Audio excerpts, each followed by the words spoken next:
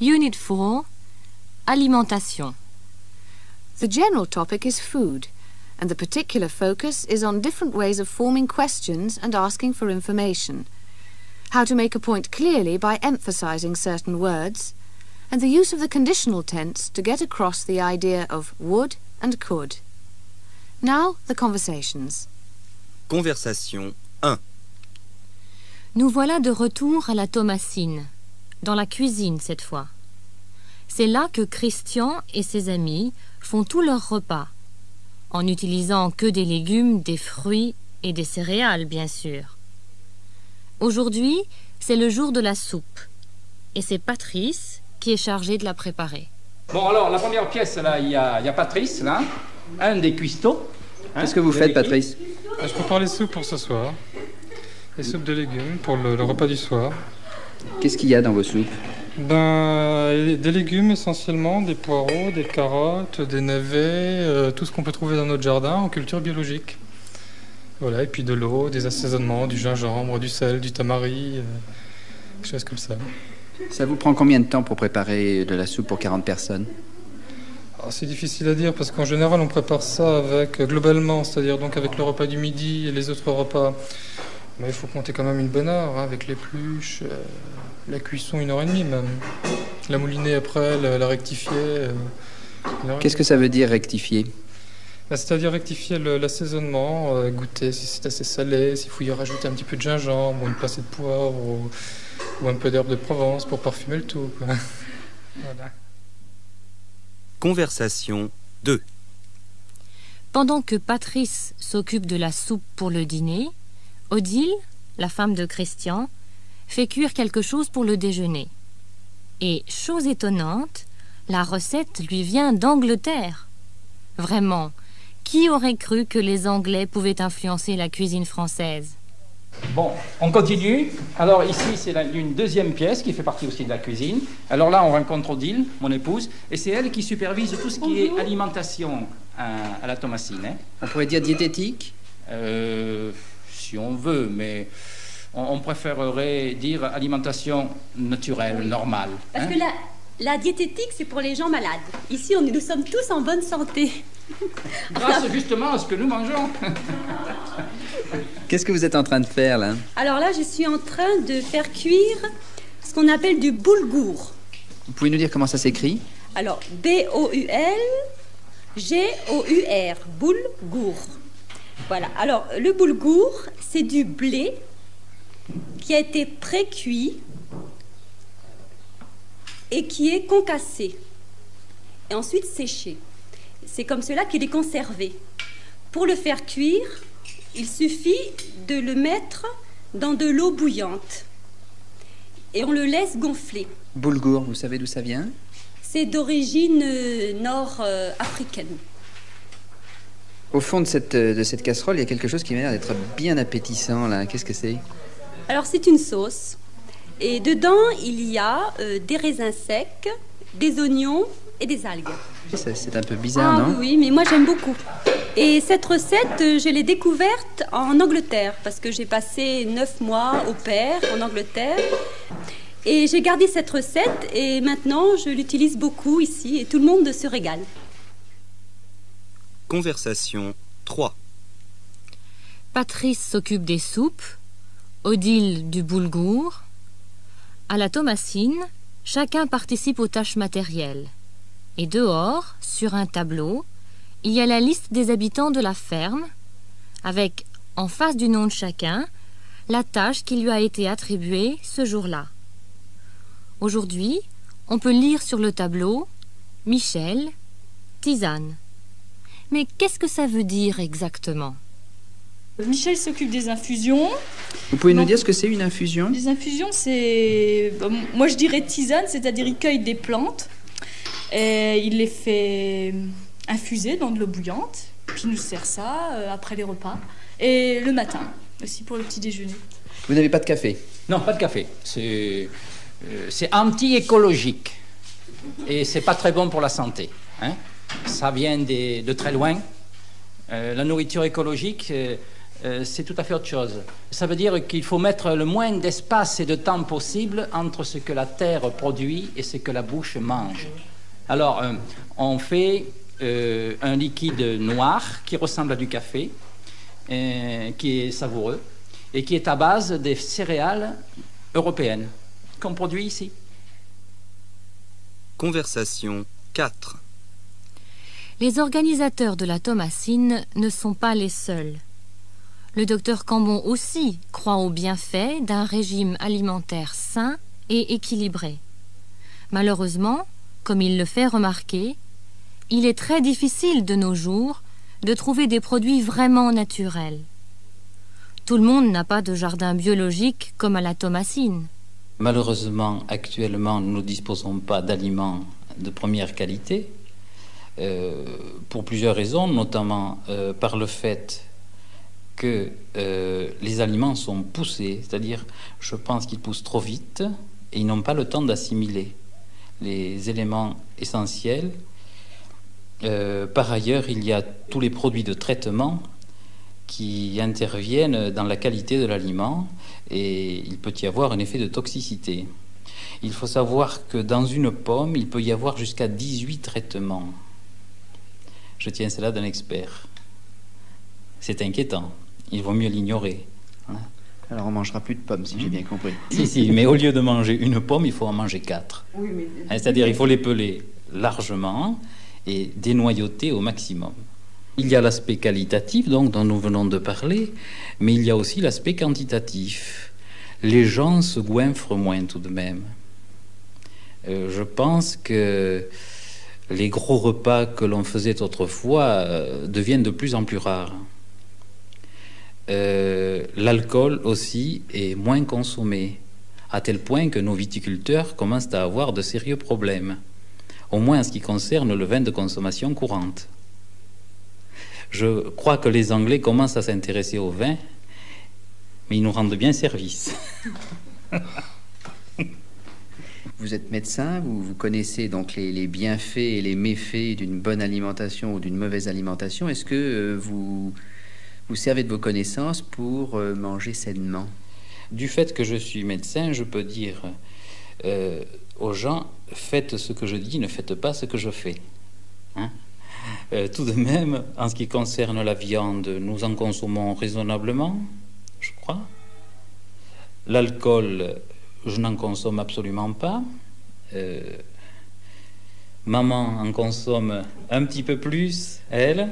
Il lui faut ses 2 verres de vin par jour. Et en cela, son intuition a rejoint les statistiques américaines qui viennent de montrer que 2 verres de vin par jour donnent 10 ans de plus de vie. Alors tu vois, tu es tout à fait dans la ligne mode. Conversation 5. Bien sûr, les habitants de la Thomasine n'approuveraient pas ce qui va suivre.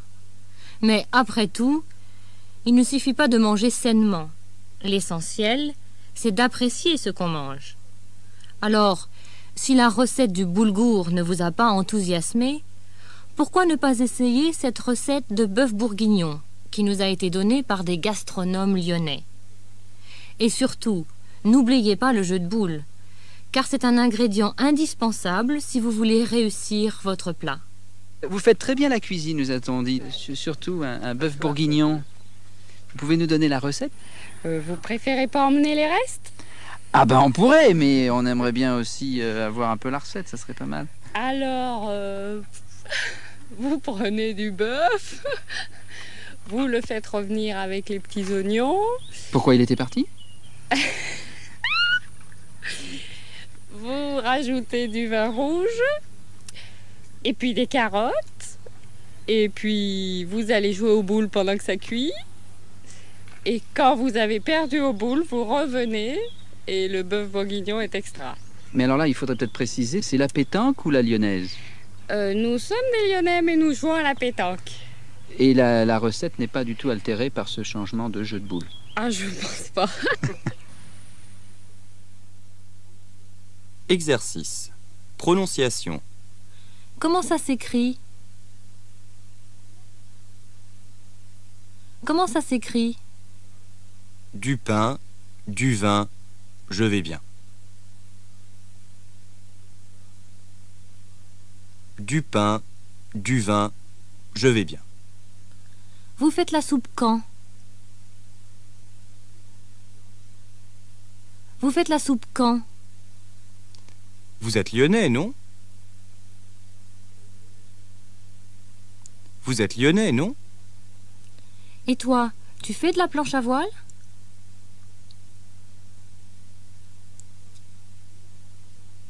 Et toi, tu fais de la planche à voile? Voudriez-vous me passer le sel, s'il vous plaît?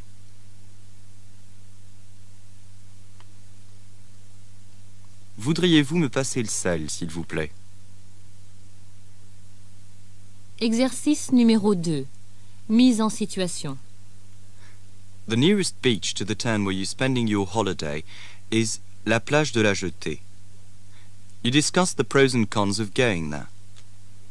Amongst potential problems are pollution from the nearby port, and then there's the centrale nucléaire, the nuclear power station not too far away. J'ai envie de me baigner, pas toi? On pourrait aller à la plage de la Jetée. But it's very close to the port, isn't it?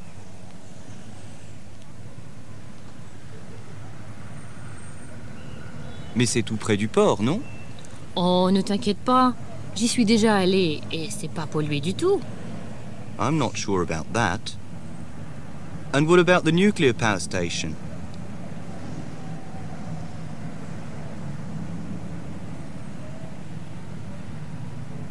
Je sais pas, hein. Et la centrale nucléaire, alors? Écoute, la centrale nucléaire est à 10 km. Il n'y a vraiment aucun danger.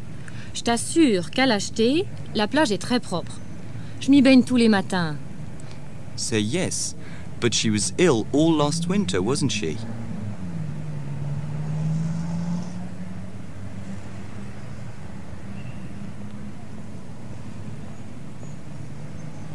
Oui, mais tu as été malade tout l'hiver dernier, non? C'était pas une histoire de microbes, c'était parce que je fume trop. Non, je t'assure, il n'y a vraiment rien à craindre. Et en plus, on mange très bien là-bas. Is there a restaurant there?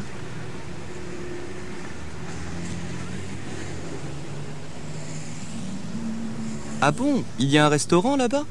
Oui, dans le Vieux-Port, il y a 2 petits restaurants où on bouffe des huîtres sans sas. Explain that, unfortunately, you're allergic to oysters.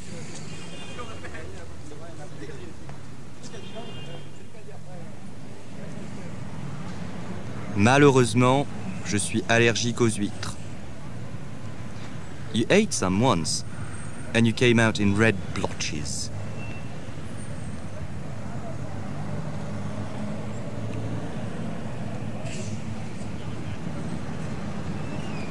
J'en ai mangé une fois, et ça m'a donné des marques rouges. Tiens, c'est bizarre ça. J'ai lu dans un article qu'il y a très peu de gens qui sont vraiment allergiques aux huîtres. T'as dû avoir une poussée d'acné. De toute façon, tu pourras toujours commander un steak frites. Allez, va chercher ton maillot, je t'attends. On va prendre le bus et puis on y sera. Et pour finir, un exercice de compréhension. Le Petit Normand is a detailed consumer's guide to the city of Rouen. Daniel Varny spoke to the owner and editor, Monsieur Pessiot, about the restaurant section of Le Petit Normand. According to Monsieur Pessiot, what are the changes that have taken place in local cuisine, especially where cream and alcohol are concerned? And is Rouen a cheap place to eat?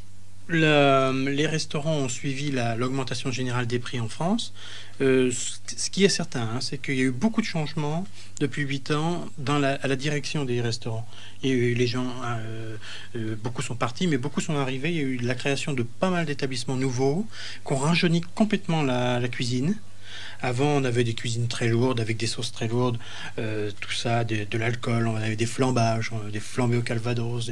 C'était vraiment comme ça qu'on faisait avant. Et maintenant, tout le monde s'intéresse à une cuisine beaucoup plus légère, plus nouvelle, où la crème reste encore, mais elle est allégée, où parfois il y a toujours un peu d'alcool, mais c'est juste un brin d'alcool, où les légumes sont cuits tout juste ce qu'il faut, les poissons, etc. Et ce qui fait qu'on a une bonne dizaine de jeunes chefs qui ont fait leur apparition ces dernières années, à des prix relativement honnêtes par rapport à ce qu'on peut trouver ailleurs. Mais c'est vrai que la Normandie n'est pas une des régions moins chères de France. On mange moins cher en Alsace, on mange moins cher en Bretagne, et si on connaît bien les maisons, on mange beaucoup moins cher à Paris. Si on connaît bien les maisons, parce qu'il y a des maisons qui sont pour touristes, ou des maisons qui sont...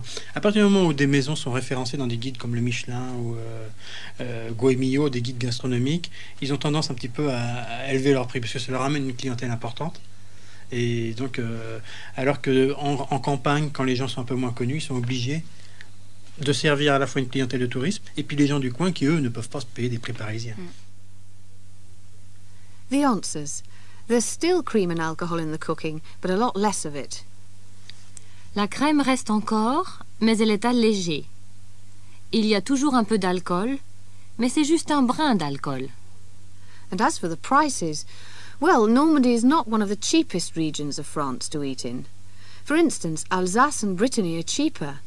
And, if you know where to go, so is Paris. But only if you know where to eat. Si on connaît bien les maisons, on mange beaucoup moins cher à Paris.